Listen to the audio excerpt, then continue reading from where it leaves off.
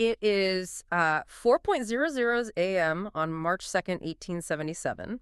The United States is exactly 3 days away from Inauguration Day, and the country literally has no recognized president. Right. None. It's totally up in the air. And in Washington, D.C., you've got outgoing President Ulysses S. Grant quietly tightening military security around the Capitol, because out in the States, these armed militias are openly threatening to march on Washington. Yeah, they want to install their preferred candidate by force. It's incredibly tense. Exactly. I mean, the nation is staring down the very real barrel of a second civil war, and this is barely a decade after the first one ended. The tension is just unbearable, and then suddenly everyone just goes home. It's so bizarre. The crisis just evaporates. One man takes the oath of office peacefully, the armed militias stand down, and today we are going to try and answer a question that has haunted historians for, well, 150 years. Why? Yeah, it is honestly one of the most abrupt and baffling deflations of political tension in American history. You have a nation fully mobilized for political violence, and then overnight, a complete cessation of hostilities. Welcome to the Deep Dive. We are speaking directly to you, the listener, and today we know exactly what your mission is. You're a college history student, and you are currently staring at a massive stack of sources, trying to untangle the historiography of the post-Civil War era. Which is no small feat, let me tell you. Right. Specifically, you're looking at the event that supposedly brought Reconstruction to a close, the Compromise of 1877, or, the Wormley Agreement, the Tilden-Hayes Compromise, the Corrupt Bargain. Basically, take your pick. Yeah, the sheer number of names for this single event is your first clue that pinning it down is incredibly difficult.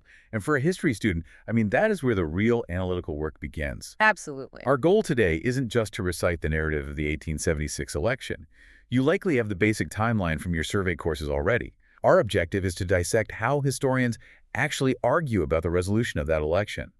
We're going to look at the sources you provided to analyze the main scholarly arguments surrounding the validity of this entire compromise theory. Okay, let's unpack this. We are going to track how the narrative of a secret backroom deal was constructed, how it was deconstructed by later scholars checking the receipts, and how it was eventually entirely reimagined by generations of historians looking through different global and legal lenses. Yeah, we really want to give you the analytical tools to write a killer paper.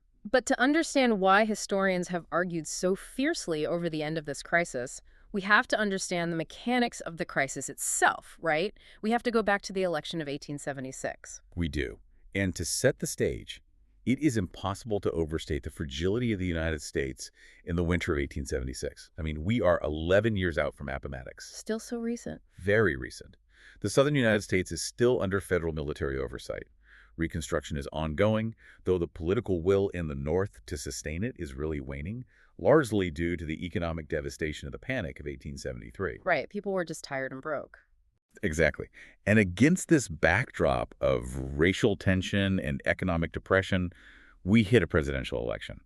You have the Democratic candidate, Samuel J. Tilden, and the Republican candidate, Rutherford B. Hayes. So let's look at who these men actually were, because their profiles explain a lot about the deadlock. Samuel J. Tilden is the governor of New York. He's incredibly wealthy, and he's built this massive national reputation as a corruption-busting reformer. He's the guy who famously took down the Tammany Hall political machine and Boss Tweed. Which is exactly what the Democratic Party needed at that moment. The incumbent Republican administration under Ulysses S. Grant had been plagued by massive corruption scandals. The whiskey ring, the credit mobilier scandal. So Tilden runs on a platform of cleaning house. And on the other side, the Republicans nominate Rutherford B. Hayes, the governor of Ohio, and Hayes is essentially chosen because he's safe. Very safe. Yeah, he's a respectable Civil War veteran, he has a clean record, and he hasn't been tainted by the Grant administration's scandals at all. He also runs on a platform of civil service reform. So you have two reformers going head-to-head in an incredibly polarized country, and when the votes are cast on election night, the math creates just an unprecedented constitutional nightmare. It really does. The sources break down the foundational facts of this electoral math. Tilden, the Democrat, secures 184 uncontested electoral votes. He wins the popular vote by over 250,000 votes. Which is a huge margin for the time. Huge. And Hayes, the Republican, secures 165 uncontested electoral votes. But the magic number to win the presidency in 1876 is 185. Which means Samuel J. Tilden is sitting exactly one electoral vote away from the presidency. Just one. Just one, and Hayes is 20 votes away. Okay. But as luck would have it, there happen to be exactly 20 disputed electoral votes hanging in the balance. Of course there are. Right. These disputed votes are coming from 4 specific states. Yeah. Florida, Louisiana, South Carolina, and Oregon. So the math dictates an absolute zero-sum game here. Hayes needs a miracle. He needs every single one of those 20 disputed votes to win. If Tilden gets even a fraction of one, if he gets a single electoral vote from any of those states, he's the president. Okay, we really need to drill down into how a state's electoral votes become disputed in the first place, because this isn't just a recount situation like Florida in 2000. This is a situation where these states are literally sending 2 completely different sets of official paperwork to Washington. Yeah, it comes down to the chaotic reality of elections in the Reconstruction South. In South Carolina, Louisiana, and Florida, you had 2 fiercely competing political forces. You had the incumbent Republican state governments, which was supported by federal troops and newly enfranchised black voters. Right. And then you had the Redeemer Democrats. These were white Southerners, utilizing massive campaigns of intimidation, violence, and economic coercion, often spearheaded by paramilitary groups like the Red Shirts or the White League, to suppress the black Republican vote. So on Election Day, it is absolute chaos. Ballot boxes are being stolen, voters are physically blocked from the polls, and fraud is just rampant on both sides. Precisely. After the election, these 3 southern states utilized what were called returning boards. These were essentially state-level election commissions, heavily dominated by Republicans. The returning boards looked at the initial raw vote counts, which favored the Democrats, and they systematically threw out thousands of Democratic ballots. Thousands. And they did this citing documented evidence of violence and voter intimidation by white supremacists.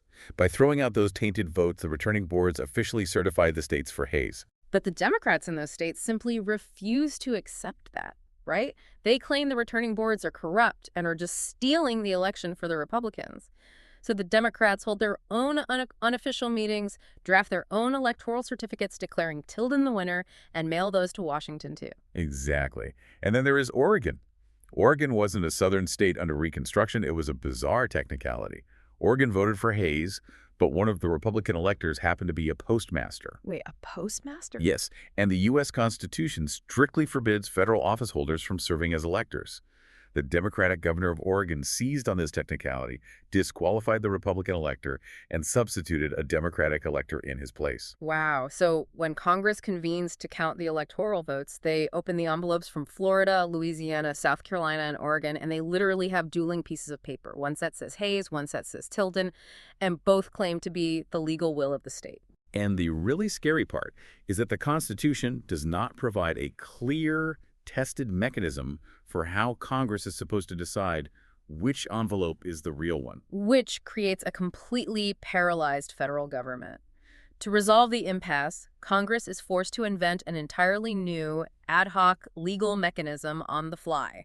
They pass the Electoral Commission Act. Yeah, and this act establishes a 15-member commission tasked with reviewing the evidence from the 4 contested states and making a binding ruling on which electoral certificates to accept. The mechanical makeup of this commission is fascinating, and it's honestly the key to understanding the Democrats' rage later on. The commission is composed of 5 members from the House of Representatives, 5 members from the Senate, and 5 justices from the Supreme Court. Right, and the partisan breakdown was designed to be perfectly balanced with a single tiebreaker. The House provided 3 Democrats and 2 Republicans. The Senate provided 3 Republicans and 2 Democrats. So that's 5 Democrats and 5 Republicans from Congress. Okay. Perfectly even so far. It's exactly. From the Supreme Court, they selected 2 known Democratic-leaning justices and 2 known Republican-leaning justices. That brings the total to 7 Democrats and 7 Republicans. 14 members. So the final 15th member, the ultimate tiebreaker for the presidency of the United States, was supposed to be Supreme Court Justice David Davis. Right. And Justice Davis was highly respected and universally viewed as the only true political independent in Washington. Both sides genuinely believed he would be an impartial judge. But then, a massive political miscalculation occurred. Well, this part is crazy. It really is. Democrats in the Illinois state legislature, hoping to curry favor with Davis and secure his vote on the commission, suddenly elected him to the United States Senate. They thought they were buying his loyalty. They absolutely did. Instead, they compromised his neutrality. Feeling his independence was now hopelessly politicized, Justice Davis immediately resigned from the Supreme Court to take his Senate seat, and he completely recused himself from the Electoral Commission. Which leaves a vacant seat on the commission that has to be filled by another Supreme Court justice. But there are no independents left on the court. Every remaining justice is a Republican appointee. Yeah. So they select Justice Joseph P. Bradley, a Republican. The carefully designed bipartisan commission now officially consists of 8 Republicans and 7 Democrats. And shocker, when the commission sits down to review the complex, nuanced, highly disputed evidence of fraud and intimidation in Florida, Louisiana, South Carolina, and Oregon, they vote exactly 8-7 along strict party lines to give every single one of those 20 disputed votes to the Republican Rutherford B. Hayes. Every single vote, Yeah. securing him the presidency by a margin of 185 to 184. I mean, that's like a tied championship game where the league invents a special referee panel at the last minute only for the refs to vote exactly along their own team allegiances. The reaction from the Democratic Party must have been explosive. Oh, it was. They feel they've been completely defrauded. The commission, which was supposed to be an impartial arbiter, had just functioned as a partisan rubber stamp. But here is the question for our listener who's trying to trace the causality here in their paper. If the commission legally resolved it, I mean, if it was created by an act of Congress and it executed its mandate by voting, why was there a crisis that required a compromise in the first place? Didn't the commission just do its job? Well, legally, yes, the commission fulfilled its mandate. But political authority requires consent, and the Democratic Party was entirely unwilling to grant that consent. And they had one final weapon. Under the rules of the Electoral Commission Act, the commission's decisions were binding unless they were rejected by both the Senate and the House of Representatives. Okay, but the Senate is controlled by Republicans, so they're perfectly happy to accept the commission's ruling giving the presidency to Hayes. Right. But the House is controlled by Democrats, and since they can't overrule the commission without the Senate, they decide to completely break the machinery of Congress. They resort to extreme dilatory tactics. Let's explain the mechanics of that. What does a dilatory tactic actually look like on the floor of the House in 1877? It is the complete weaponization of parliamentary procedure to grind all legislative business to an absolute halt. Democratic representatives began initiating endless roll call votes. When a roll call was called, Democratic members would simply refuse to answer, technically depriving the House of the quorum necessary to conduct business, even though they were physically sitting right there in the room. That is so petty, but so effective. Highly effective. Yeah. They would introduce endless motions to adjourn. They demanded that the entirety of the Constitution be read aloud on the floor. Wow. So they are basically filibustering the certification of the election. And they took it a step further. They started raising completely spurious objections to electoral votes from states that weren't even in dispute. Wait, really? Like which states? Well, when the county reached Vermont, or Wisconsin, states Hayes won cleanly without any controversy at all, Democrats would suddenly submit fake alternative electoral certificates and demand that the entire Electoral Commission convene again to investigate them. It was a strategy of infinite delay. Because the goal here is the calendar. Inauguration Day is March 5th. If the Democrats can just keep reading the Constitution and refusing roll calls until the clock runs out on March 5th, Ulysses S. Grant's term ends, and the United States is left without a legally recognized president. And this parliamentary sabotage was accompanied by terrifying real-world threats. The source material notes the widespread talk among Democratic voters that Tilden had been robbed.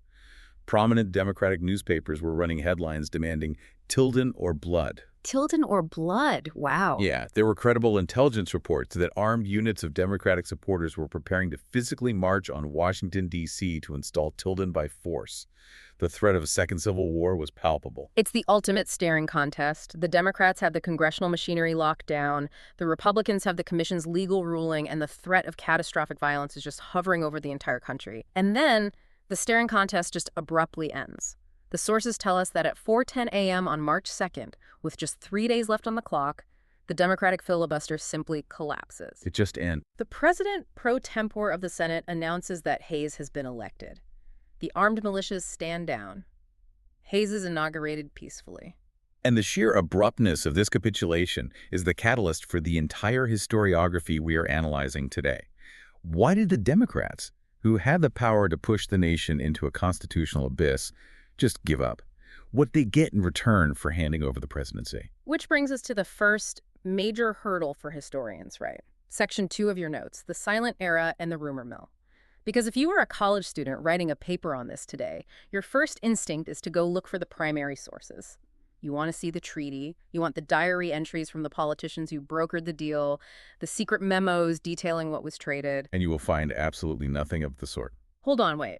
If this was the deal of the century, a bargain that literally traded the American presidency and ended the era of federal Reconstruction, how is it possible there are no receipts, no diaries, no memos?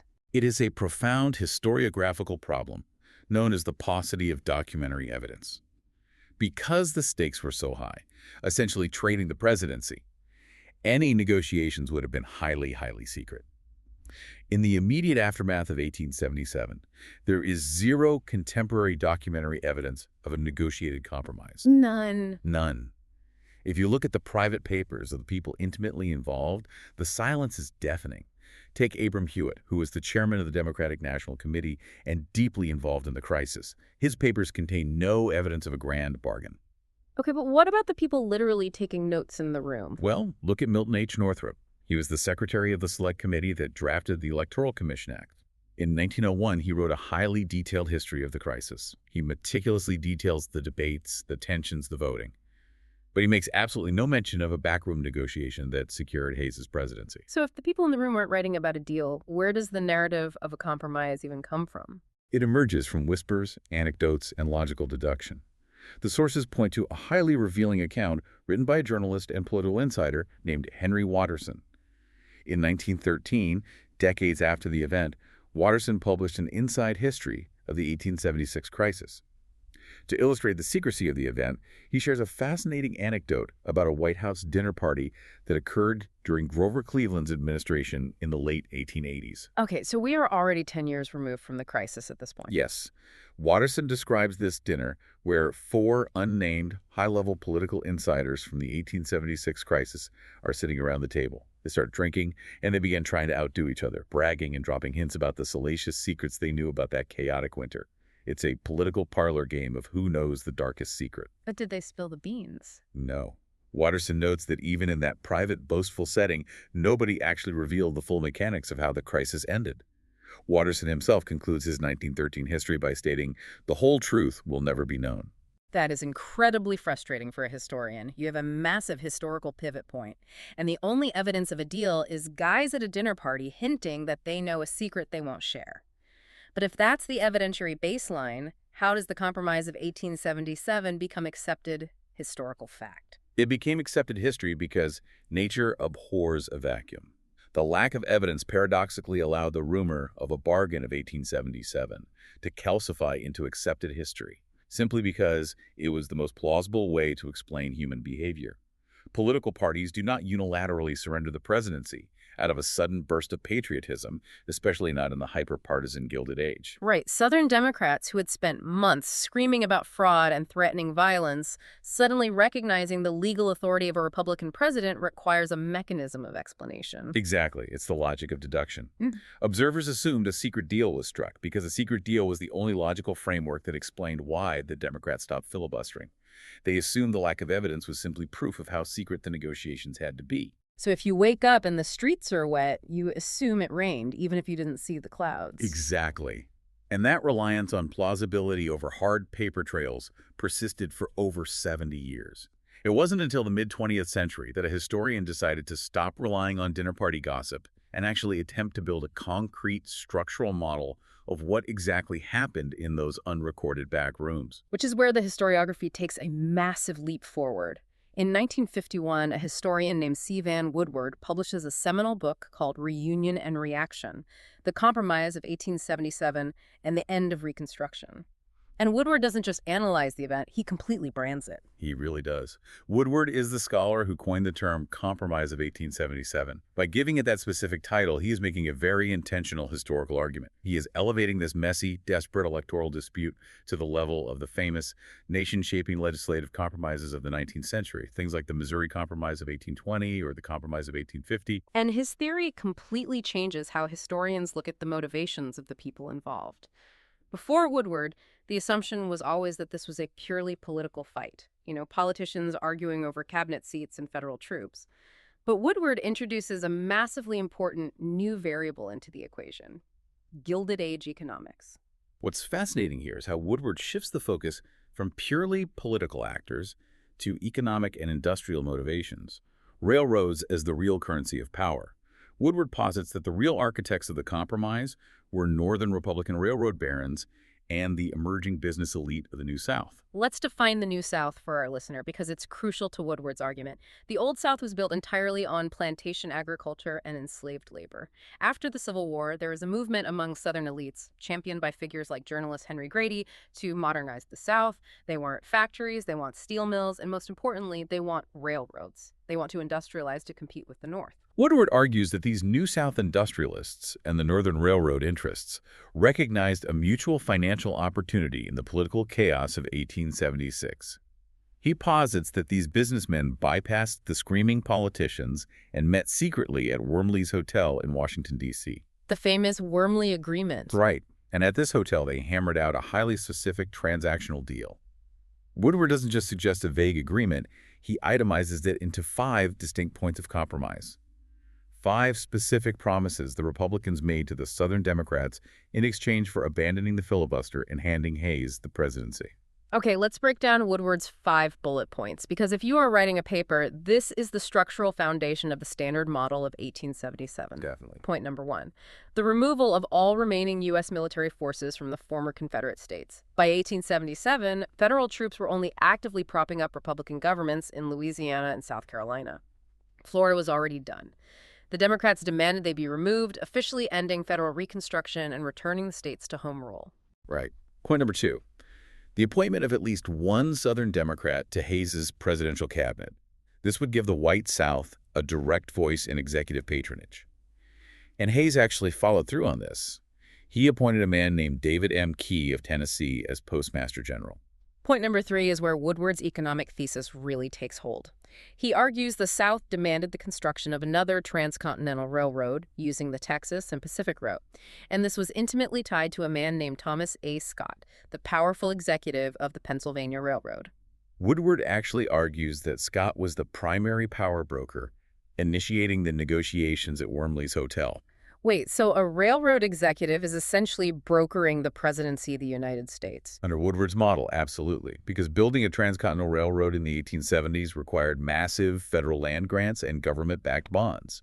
Scott needed a compliant Congress and a friendly president to underwrite his railroad. By facilitating a deal that gave Hayes the presidency, Scott believed he was securing the federal subsidies his railroad desperately needed. Which flows perfectly into point number 4. A broad commitment to federal legislation to industrialize the South.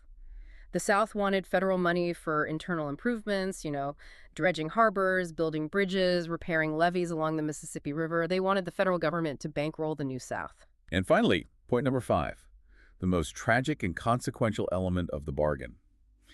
Woodward argues the Republicans explicitly agreed to grant the white South the right to manage race relations and deal with black citizens without any further Northern or federal interference. They were agreeing to turn a blind eye to civil rights. So you have the 5 pillars. Remove the troops, appoint a Southern postmaster, build the Texas and Pacific Railroad, pass industrial legislation, and abandon federal protection for black Southerners. I have to admit, when you lay out Woodward's model, it is incredibly compelling. It is the ultimate smoke-filled room narrative. It really is. It's neat, it has 5 clear bullet points, and it perfectly ties up the loose ends. As a student writing a paper in the 1960s, this is your gold standard, right? But, doesn't it seem almost too neat? It does. When you start trying to map a perfectly logical 5-point contract onto the absolute chaos of 19th century politics, it seems overly tidy. And that exact skepticism is what drove the next wave of historiography. Okay, so where do we go next? In the 1970s, historians began to take Woodward's 5 bullet points and cross-reference them against the actual legislative and economic record of the Hayes administration. And they realized that the math of the compromise did not add up. This brings us to 1973, when historian Alan Peskin published a devastating critique titled, "Was There a Compromise of 1877?" Peskin essentially takes out a red pen and starts grading Woodward's theory. And his conclusion is that this grand five-point economic bargain wasn't actually a compromise at all because the terms were largely fictional. Exactly. Peskin systematically dismantles the transactional nature of the deal. He points out that of Woodward's 5 points, 3 of them were completely unmet. They never happened. And the 2 that did happen were not actually concessions squeezed out of the Republicans to buy the presidency. Okay, let's dig into the 3 unmet conditions because this reveals so much about Gilded Age lobbying. Woodward claimed the South was promised Thomas A. Scott's Texas and Pacific Railroad, but Peskin looks at the congressional record and points out that no serious federal effort was ever made during the Hayes administration to fund that railroad. The mechanics of why it failed are crucial here. Thomas A. Scott wasn't the only railroad baron in America. He had a massive rival in Collis P. Huntington, who controlled the Southern Pacific Railroad. Huntington aggressively lobbied Congress against Scott's plan. He essentially bought off enough politicians to completely thwart the Texas and Pacific route. Wow. Yeah, and the Southern Pacific ended up building their own line to New Orleans without the federal subsidies Scott was demanding. So the great economic prize of the compromise, the Southern Transcontinental Railroad, was never delivered to the South. And what about point 4, the grand federal legislation to industrialize the South? Peskin finds that also never materialized. There was no massive influx of federal cash to rebuild Southern infrastructure under Hayes. The Northern public was just tired of spending money on the South, and Congress refused to open the Treasury. Then Peskin takes aim at the 5th point, the Republican agreement to abandon civil rights. Woodward argued that in 1877 the Republican Party formally agreed to stop interfering in Southern race relations. But Peskin argues this is a profound misreading of the timeline. The Republican Party did not abandon civil rights efforts in 1877. In fact, they continued to fight for federal oversight of Southern elections for more than a decade. This is a really important mechanical detail. How are they still fighting for civil rights after Reconstruction ended? You have to look at the Federal Elections Bill of 1890, commonly known as the Lodge Bill, drafted by Representative Henry Cabot Lodge. The mechanics of this bill were incredibly strong. It proposed that if 100 citizens in any district petitioned the government, federal supervisors would be sent in to oversee local elections, investigate fraud, and enforce voting rights. This was a direct attempt by the Republican Party to combat the disenfranchisement of black voters in the South 13 years after the supposed compromise of 1877. 13 years later. Yeah, and the Lodge Bill passed the House and only failed in the Senate by a single vote. Peskin argues that if the Republicans had truly struck a bargain in 1877 to permanently abandon the South to white supremacy, the Lodge Bill never would have been written, let alone almost passed. The Republican retreat from civil rights was a long, agonizing erosion of political will, not a sudden switch flipped in a hotel room in 1877. So Peskin destroys 3 of the 5 pillars. The Democrats were supposedly bought off with railroads, factories, and the immediate end of civil rights enforcement. But they didn't get the railroads, they didn't get the factories, and the Republicans kept trying to pass civil rights bills until 1890. Here's where it gets really interesting for our listener. If I'm understanding Peskin correctly, Woodward's grand compromise was basically a mirage. Yeah, pretty much. It's like claiming I bribed you with a pizza, but I was already planning to buy pizza and I never actually gave you the garlic knots I promised. Can we even call that a bargain? Well, Woodward defenders would point to the 2 points that were honored, the withdrawal of federal troops and the appointment of the Southern Postmaster. But Peskin addresses those as well. He argues they weren't transactional bribes to end the filibuster.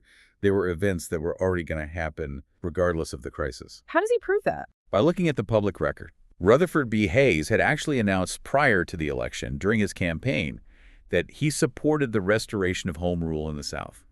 He believed the era of military occupation had run its course. The troop withdrawal wasn't a secret concession squeezed out of him in a hotel room. It was the execution of his stated public platform. Okay, that makes sense. Furthermore, appointing a Southern Democrat to the cabinet wasn't a corrupt payoff. It was standard political bridge building. It was high. Peskin directs our attention away from the Southern Democrats and towards the Northern Democrats. Specifically, he focuses on the Speaker of the House, Samuel J. Randall, a Democrat from Pennsylvania.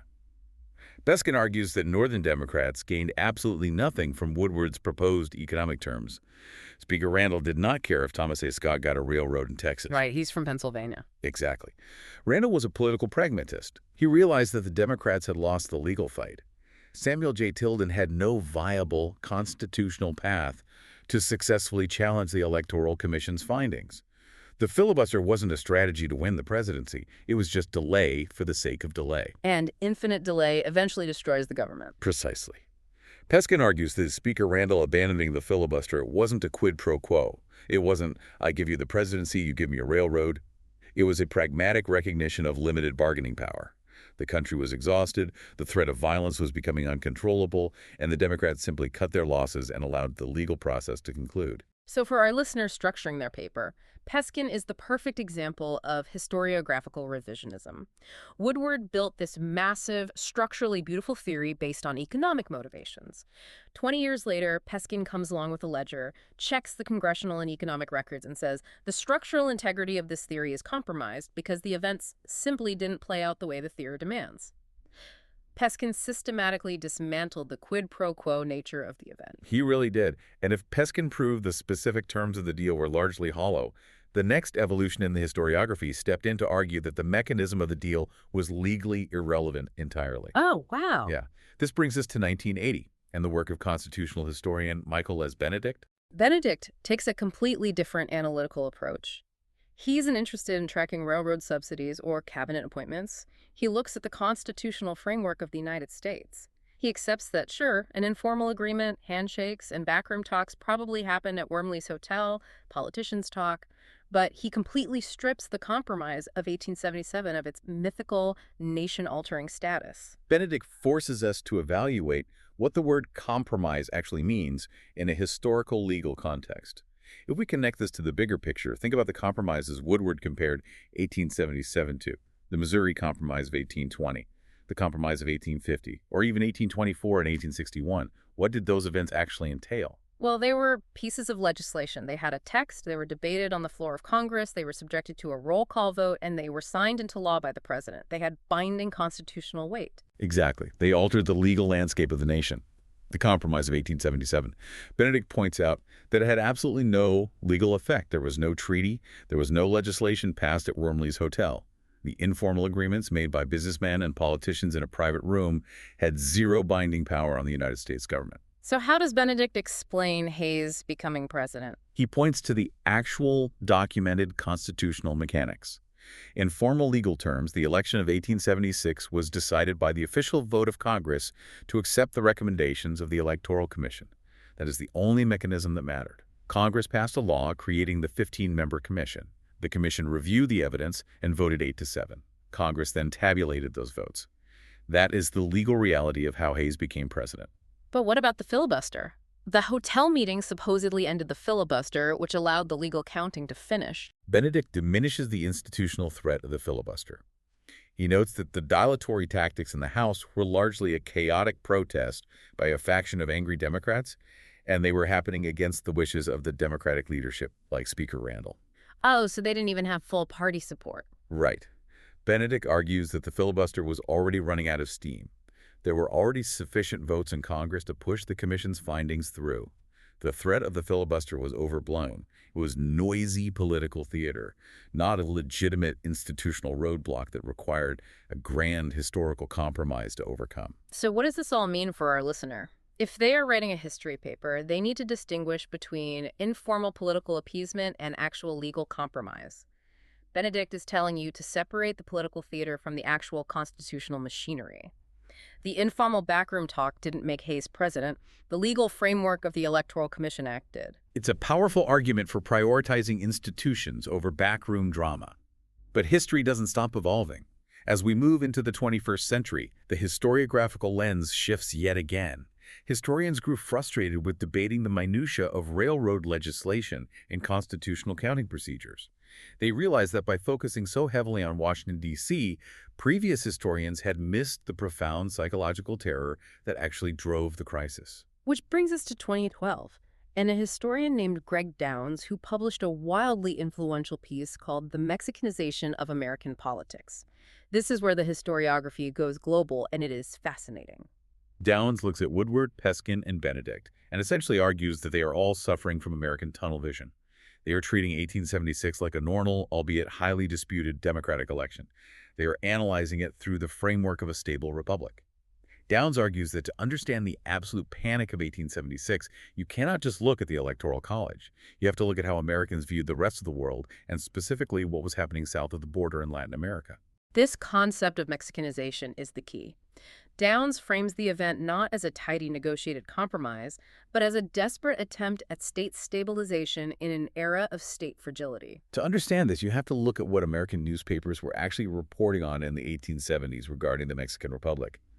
Mexico had been experiencing periods of extreme, violent political instability. In 1876, the exact same year as the Hayes-Tilden dispute, Mexico held a presidential election.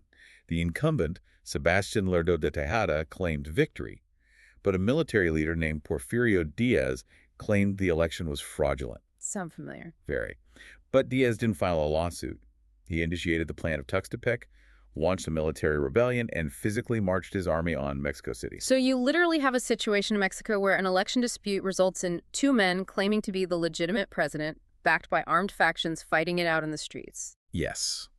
The concept of dual presidencies settled by military force was a horrifying reality just across the border. And Americans in 1876 were watching this unfold while staring down the exact same barrel.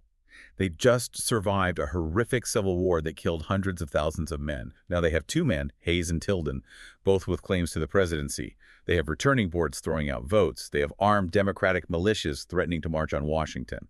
Ulysses S. Grant is tightening military security. The American public is utterly terrified that the United States is about to be Mexicanized. They are terrified that the American democratic experiment is failing and that we're about to devolve into a system where elections are just pretexts for civil wars. Dowsers argues that this sheer existential terror is what actually ended the crisis. He notes that the lobbying pressure to abandon Tilden and end the filibuster didn't just come from greedy railroad executives looking for subsidies.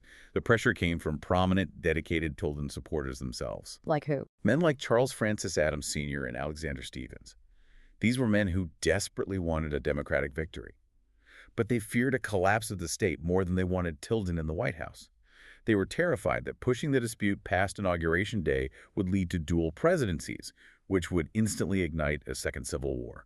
That is an incredible paradigm shift. It's like looking at a chessboard and arguing over why a player sacrificed their queen, only to realize the players weren't making a strategic trade at all. They just saw the board was about to catch fire and wanted to end the game immediately. I love that analogy, and Downs writes something profound that summarizes this shift. He argues that traditional historiography focuses too heavily on electoral democracy and ignores the central role of violence in broadly defining what politics is. For our listener, this is a huge paradigm shift. You are viewing 1877 not as a corrupt bargain of greedy men, but as a traumatized nation pulling back from the brink of a second civil war. The sheer terror of violence dictated the political outcome more than any backroom deal about cabinet appointments. It drastically reshapes how we judge the actors involved. But regardless of how historians categorize the end of the crisis, Woodward's bargain, Peskin's pragmatism, or Downs's panic, the real-world results on the ground were absolute and devastating. Which brings us to the tragic aftermath and the definitive end of Reconstruction. Because history isn't just a debate over theories, right? It's an accounting of human costs. We need to look at the cause and effect detailed in the sources regarding disenfranchisement and the Redeemers, completely impartially. Exactly. When Rutherford B. Hayes took the oath of office, he immediately followed through on his previously announced policy of restoring home rule. In April of 1877, he officially ordered the withdrawal of the last remaining federal troops from their protective duties at the state houses in South Carolina and Louisiana. Remember, President Grant had already pulled them from Florida. With those troops confined to their barracks, the era of federal Reconstruction officially ended. The mechanics of what followed are brutal. As soon as the federal troops stood down, the Republican state governments in the South collapsed. White Republicans fled the region entirely, and the Redeemer Democrats took absolute control of the state legislatures. This cemented what became known as the Solid South, a region entirely dominated by the Democratic Party for nearly a century. And the human cost of this political stabilization fell squarely on the shoulders of black citizens. The source material notes that black Republicans were deeply and rightfully betrayed. They lost the political legitimacy and physical safety that the federal military had provided.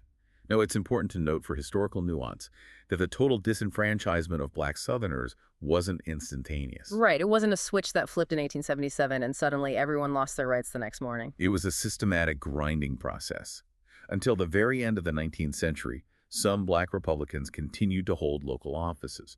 There were even brief, localized periods of what were called fusion governments. What were those? This was when white populists, usually poor farmers, frustrated with elite Redeemer Democrats, would form temporary political alliances with black Republicans to win local elections. A prominent example was in North Carolina in the 1890s. But those fusion movements were ultimately crushed. The Wilmington Insurrection of 1898 in North Carolina is a horrific example, where a white supremacist mob literally overthrew a legitimately elected biracial fusion government by force. That violence reflects the broader trajectory set in motion in 1877. The federal government had essentially signaled that it was no longer going to intervene to protect the constitutional rights of black Southerners.